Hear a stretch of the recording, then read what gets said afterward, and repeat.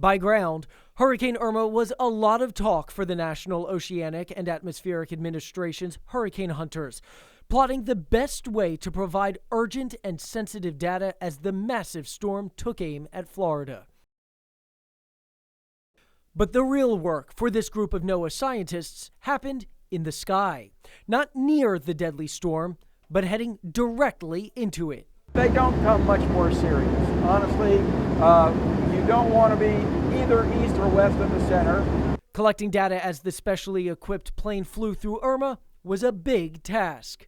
This is what's called a drop wind sonde, and there are more than 24 of these on the plane. They measure pressure, temperature, humidity, and wind speed, and they will actually go into this tube right here and be ejected from the plane as we pass through the eye of Hurricane Irma.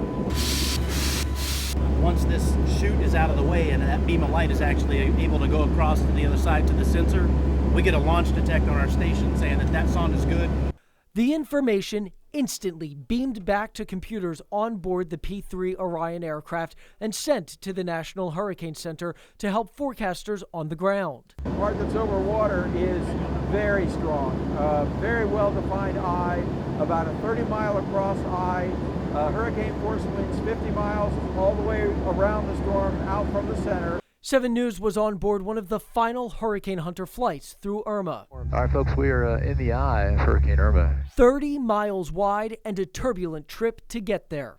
The best opportunity to get a good read on the hurricane was on this plane, equipped with 2 Doppler radars and other forecasting equipment. We're passing through the center, and as we exit up here on this just past Cuba, we're going to do one more combo drop and at RTV or return to base. After 3 passes, the landing a lot smoother than the 6-hour journey back and forth through the eye of Irma.